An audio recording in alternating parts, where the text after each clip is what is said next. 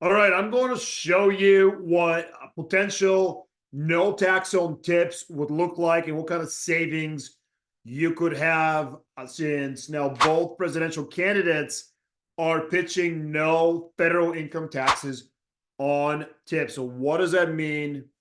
And in terms of actual tax savings. So, I'm going to show you, we're going to use a $50,000 wages. Now, I'm going to illustrate on $50,000. Obviously, the more you make in tips, the more you can potentially save. So, if you were a non-tipped employee, like a management position or in a restaurant or just a non-tipped employee, look, we're going to put $50,000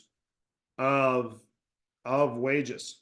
Now, I'm going to use a full-time Arizona hourly tipped worker. Now in Arizona, we have minimum wage of $14.35 an hour. Now, if you're tipped employee, it's -3. What does that mean? It means that it's $11.35 an hour times 40 times 52. So your annual wages, if you're a tipped employee and you're working full time, 40 hours a week, you're going to be making 23,608 a year. Now, the reason it's so low because you're supposed to make it up on tips. Now, the non-tipped employee, obviously, we're going to put 0 here. You get no tips. And we're going to assume that this employee will receive the difference in tips. So the total is going to be, this is wrong here. The total is going to be $50,000. So both of them are making $50,000. But here's what the no federal income taxes on tips is going to look like. You're going to get an above the line deduction. And what is above the line deduction? Above the line deduction refers to Form 1040 that all of us have to file on page 1, where it actually reduces your adjusted gross income, therefore reduces your taxable income, and you'll pay less in tax. Now, the non-tipped worker here is going to have 0 above the line deduction. This one is going to have minus 26,392 because the tips will no longer be subjected to federal income tax. And why is this not working? And it is going to be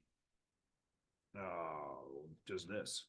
So that becomes your adjusted gross income, and this becomes your adjusted gross income here. So here's a huge difference. One is $50,000, one is $23,608, assuming $50,000 worth of wages. Now, we're going to assume standard deductions, meaning you're not itemizing mortgage interest, real estate taxes, etc., charitable contributions that typically go on a Schedule A. That's going to be itemizing, and you use the higher of the two. Since standard deduction is so high, 14,600, most people, single filers, are going to use the standard deduction. So for our assumptions, we're assuming single filer and standard deduction. Now, so what does that make? Our taxable income is going to be the 50, and we're going to subtract out the 14,600. Now, this one is going to be the 23,608, and you're going to add the 14,600. So look at the difference. When you're this low, you're a flat tax of just 10%. And if your taxable income is 35,400, you're going to be right at 4,028. It's a 12%. It's a 12% bracket, but you have $1,100, and then everything in excess of 11,000, you're going to be at 12%, which is 4,028. So look at the savings on $50,000. That's a lot of net savings for someone making $50,000. $3,127.20. So you're going to be rewarded if you're a tipped employee. And that's applicable in all 50 states. Now, I'm a huge fan of lower taxes, and this is a great incentive for the restaurant industry, for the tipped workers. So hopefully it happens. And the more you make, the more you'll save. Now, if this amount was obviously higher, you will not pay any federal income tax. Now, they're not saying anything about Social Security, Medicare, so don't be fooled. You will pay 6.2% on your Social Security and 1.45 flat for a combined of 7.65. Of that amount is still going to be Social Security, Medicare, but it's going to be federally income tax free, not state. So if you're in a state that has income tax, Arizona, it's a very low one. But if you're in California, New York, you're still subjected. For my understanding right now, this is just on the federal level, but still significant savings. I mean, if you're getting paid 52 weeks, 52 times a year, which means every week, and divide that by 52, that's $60 a week. A lot of net savings, and that's just on $50,000.